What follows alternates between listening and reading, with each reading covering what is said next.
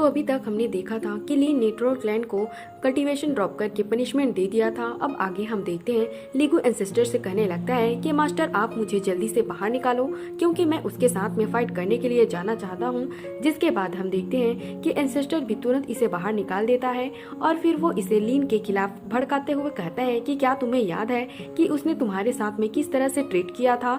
तब इस पर लीगू कहने लगता है कि उसने मेरे साथ बहुत बुरे तरीके से ट्रीट किया था, जिसकी वजह से तो वो आपके कंपैरिजन में कुछ भी नहीं है, इसलिए मैं भी उसे मारने के लिए जाना चाहता हूँ। और फिर वह इसे कहता है कि क्या आप मुझे मैजिक वेपन में जाने देंगे। तब इस पर एंसेस्टर उसे कहने लगता है कि अभी इसकी कोई जल्दबाजी नहीं है क्योंकि अभी के लिए तो मुझे पूरी तरह से रिकवर होना है। मगर तभी हम देखते हैं कि लीगू ने चुपके से लीन को सिग्नल भेज दिया था। जिसके बाद हम देखते हैं कि लीन ने भी इसे देख लिया था, इसलिए वह इसका पीछा करना शुरू कर देता है।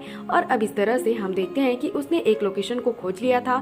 फिर हम देखते हैं कि लीन ने अपने पावर का यूज करके यहाँ पर अटैक कर दिया था, जिसकी वजह से आखिरकार एंसेस्टर को भी सामने आना पड़ता है। और वो फिर कहने लगता है कि मैं तो तुम्हें कुछ और दिनों के लिए जिंदा रहने देना चाहता था, लेकिन ऐसा लगता है कि तुम्हें मरने की बड़ी जल्दी है, और अगर ऐसा है तो चलो मैं भी इसे पूरा ही कर देता हूँ। जिसके बाद हम देखते हैं कि वह सीधे लीन पर अटैक करने के लिए आ गया था, लेकिन हम देखते हैं कि लीन इसके अटैक को बहुत ही आसानी से रोक लेता है। जिसके बाद उसने भी अपने पावर का यूज करके एंसेस्टर पर अटैक कर दिया था। और फिर हम देखते हैं कि एंसेस्टर इसके सामने कुछ भी नहीं कर पाता। तभी लीन कहने लगता है कि अभी तो इसकी बॉडी पूरी तरह से रिकवर भी नहीं हुई है, लेकिन इसके बाद भी इसके पास में इतनी ज्यादा पावर है, जिसकी वजह से मुझे लगता है कि अगर यह पूरी तरह से रिकवर हो गया तो फिर तो मैं इसके सामने कुछ भी नहीं कर पाऊंगा। मगर वहीं हम देखते हैं कि खुद एंसेस्टर भी इसके ऐसे पावर को देखकर हैरान होता है और फिर कहने लगता है कि इसकी बॉडी मेरे से ज्यादा ताकतवर कैसे हो गई। और हम देखते हैं कि वह फिर से इसका सामना करने के लिए रेडी हो गया था। मगर इसके बाद भी हम देखते हैं कि लीन को इसके बारे में कोई डर नहीं होता और इसलिए वह भी इसका सामना करने के लिए पूरी तरह से रेडी होता है। जिसके बाद वहीं हम देखते हैं कि एंसेस्टर इसके बारे में कोई ज्यादा देरी नहीं करता और अब इसीलिए वह अपने पावर का यूज करके इस पर अटैक करने के लिए आगे आता है। मगर वहीं उधर हम देखते हैं कि लीन भी इसके सामने इतने आसानी से हार मानने वाला नहीं होता, इसलिए वह भी अपने पावर का यूज करके इस पर अटैक कर देता है। और अब इस तरह से हम देखते हैं कि इनके बीच में बहुत ही शानदार टक्कर होती है। तभी इसी बीच हम देखते हैं कि एंसेस्टर ने इमोर्टल स्वॉर्ड का भी यूज करके इसके ऊपर अटैक कर दिया था। जिसके बाद वो लीन से कहने लगता है कि अब तुम्हारा ग्रैंडपा यहाँ पर आ गया। मगर तभी इसी वक्त हम देखते हैं कि लीन ने अपने पावर का यूज करके इसके ऊपर से बैन को हटा दिया था। जिसके बाद लीगू अब इसके बारे में कोई देरी नहीं करता और फिर हम देखते हैं कि वो एंसेस्टर के ऊपर ही अटैक करके उसके एक हाथ को काट देता है। इसके बाद लीगू उसे कहने लगता है कि मैं तो हमेशा से ही अपने मास्टर का लॉयल हूँ, लेकिन क्या तुम्हें लगता है कि मैं इतने आसानी से तुम्हारे हाथ में आ जाऊंगा। तब इस पर एंसेस्टर हैरान होते हुए कहता है कि आखिरकार यह कैसे हो सकता है, क्योंकि मैंने तो तुम्हारे ऊपर बैन लगाया था। तब इस पर लीगू उसे कहने लगता है कि अरे यार तुम यह क्या बात करने लगे, क्या सच में तुम्हें लगता है कि बैन के मामले में तुम मेरे मास्टर के सामने कुछ हो। मगर तभी हम देखते हैं कि लीन लीगू को आवाज लगाता है और अब इसीलिए लीगू भी तुरंत उसके पास में चला गया था। तभी हम देखते हैं कि एंसेस्टर अपनी जान बचाने के लिए भागने लगता है। जिसके बाद हम देखते हैं कि लीन भी उसका पीछा करना शुरू कर देता है। तभी लीगू उसे कहने लगता है कि मैंने तो इस पर बहुत ही शानदार तरीके से काम किया और इसलिए प्लीज आप मेरे ऊपर भी तो ध्यान दीजिए। लेकिन तभी हम देखते हैं कि लीन गुस्से में इसके तरफ देखने लगता है। जिसके बाद लीगू कहने लगता है कि यह तो अभी भी वैसा ही है, बिल्कुल भी नहीं बदला। जिसके बाद हम देखते हैं कि वे फिर एंसेस्टर का पीछा करना शुरू कर देते हैं और लीगू उसे कहने लगता है कि मेरे ग्रैंडसन तुम कहाँ भागने लगे। मगर तभी हम देखते हैं कि एंसेस्टर ने अपने पावर का यूज करके यहाँ पर अटैक कर दिया था। जिसके बाद लीन को रोकने के लिए एक फ्लेमिस्ट बाहर आ जाता है, लेकिन इसके बाद भी हम देखते हैं कि लीन को इसके बारे में कोई चिंता नहीं होती, इसलिए वो तुरंत अपने एक स्वॉर्ड का यूज करके इसके ऊपर अटैक कर देता है। जिसके वजह से हम देखते हैं कि फ्लेम बिस्ट इसके सामने कुछ भी नहीं कर पाता और फिर वो इसमें बहुत ही आसानी से मारा जाता है। लेकिन अभी भी हम देखते हैं कि लीन एंसेस्टर का पीछा छोड़ने वाला नहीं होता और फिर कहता है कि उसके पास में तो इन्फेंट ट्रांसफॉर्मेशन का मैजिक है, जिसकी वजह से वह भी इसमें इतने आसानी से हार नहीं मानेगा। तभी हम देखते हैं कि एंसेस्टर सच में अपने किसी पावर का यूज करने के लिए रेडी हो जाता है और फिर कहने लगता है कि मैं ट्रोल क्लैन का 67 जनरेशन अपने ब्लड का यूज करने के लिए रेडी हूँ और इसलिए मैं चाहता हूँ कि एंसेस्टर रैली के यहाँ पर आ जाए। जिसके बाद हम देखते हैं कि अचानक से यहाँ के माउंटेन फटने लगते हैं और फिर अब इसके सामने एक बहुत ही पावरफुल एक्स आ गया था। जिसके बाद वह इसे कहने लगता है कि मेरे एंसेस्टर ने इसी एक्स का यूज करके वर्ल्ड का 2 टुकड़ा किया था।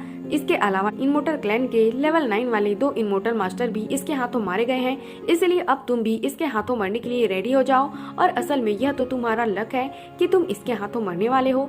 जिसके बाद हम देखते हैं कि लीन भी अपने इमोर्टल स्वॉर्ड का यूज करके इसका सामना करने के लिए रेडी हो जाता है। जबकि वहीं हम देखते हैं कि लीगू इस बात से काफी डर गया था और फिर कहता है कि मास्टर मैं तो इसके सामने कुछ भी नहीं कर पाऊंगा।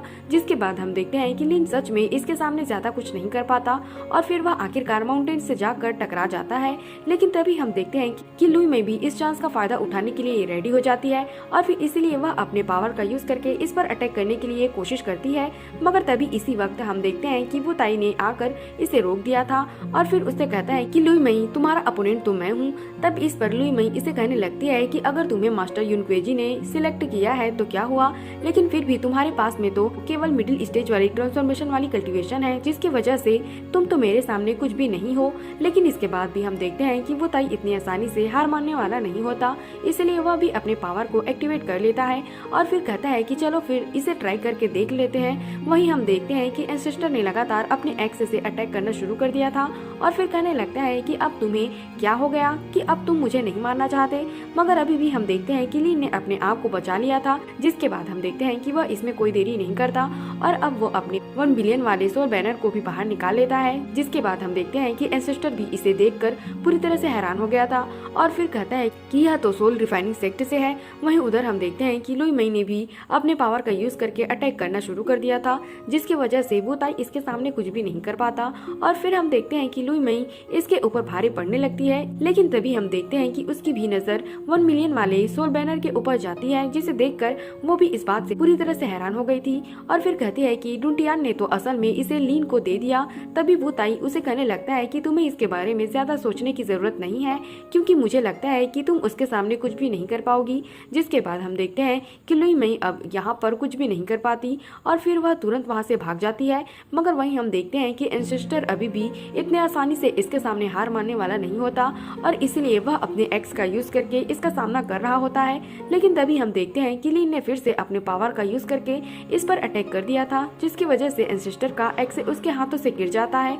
लेकिन इसके बाद भी हम देखते हैं कि लीन इसे कोई चांस नहीं देता और वह तुरंत अपने पावर का यूज करके उसे चारों तरफ से कैद कर लेता है, जिसकी वजह से हम देखते हैं कि एंसेस्टर अब इसके सामने कुछ भी नहीं कर पाता और फिर आखिरकार इस तरह से इसकी बॉडी डिस्ट्रॉय हो जाती है। जिसके बाद एंसेस्टर उसे कहने लगता है मैंने इस बॉडी के ऊपर इतने सालों से मेहनत किया था, लेकिन तुमने तो इसे फिर से डिस्ट्रॉय कर दिया। इसके अलावा सोल भी इसमें बहुत बुरे तरीके से डैमेज हो गई। इसके बाद हम देखते हैं कि वह अपने इनट मैजिकल पावर का यूज करने के लिए रेडी हो जाता है और फिर कहने लगता है कि अगर मेरी सोल कोलैप्स भी हो जाए तो क्या हुआ, लेकिन फिर भी मैं तुम्हें अपने साथ लेकर मरूंगा। फिर वह अपने पावर का यूज करते हुए कहता है कि मैं तुम्हें स्टारी स्काई में लेकर जाना चाहता हूँ, जहाँ से बाहर आने का कोई भी रास्ता नहीं है। लेकिन इसके बाद भी हम देखते हैं कि लीन को इसके बारे में कोई चिंता नहीं होती और फिर वो मास्टर डुंटियान के उस दिए हुए जेट स्लीप का यूज करने के लिए रेडी हो जाता है, जिसमें कि ट्रोल क्लैन के टेलीपोर्टेशन मैजिक पावर से डील करने का तरीका था। अब इसीलिए हम देखते हैं कि वो इसका यूज करने के लिए रेडी हो गया था, जिसे देखकर एंसेस्टर कहता है कि ऐसा कैसे हो सकता है। तब इस पर लीन उससे कहता है कि अगर मैं तुम्हारे इनट मैजिकल पावर को ब्रेक नहीं कर सकता तो क्या हुआ, लेकिन फिर भी मैं इस टेक्निक का यूज करके स्टारी स्काई में पोजीशन को पहुंच सकता हूं। जिसके बाद हम देखते हैं कि इसके बारे में जानकर एंसेस्टर भी इस बात से हैरान हो जाता है। मगर वहीं अब हम देखते हैं कि लीन इसके बारे में कोई देरी नहीं करता, इसलिए वो तुरंत अपने पावर का यूज करके इसके एक्स को लेकर वहां से गायब हो जाता है। जबकि वहीं हम देखते हैं कि एंसेस्टर भी उसके पीछे अब यहाँ से गायब हो गया था। इसके बाद अगले सीन में हम देखते हैं कि लीन स्टारी स्काई में आ गया था, जहाँ वो सोचने लगता है कि जल्दी ही मास्टर सुजाकू को युवान फेंग और एंसेस्टर के मौत के बारे में पता चल जाएगा। लेकिन अभी तो एक बहुत ही जरूरी चीज आने वाला है, जिसके बाद हमें पता चलता है कि मुआन के रिनकार्नेशन का 18 साल पूरा हो गया, इसलिए हेवनली कैलेमिटी फिर से आएगी। मगर इसके बाद भी हम देखते हैं कि लीन को इसके बारे में कोई चिंता नहीं होती और फिर वह कहता है कि मैं इस बार तुमसे मुआन को लेकर रहूंगा। तो अगर एक्सप्लेनेशन अच्छी लगी हो तो हमारे चैनल को सब्सक्राइब और लाइक जरूर करना। Thanks for watching.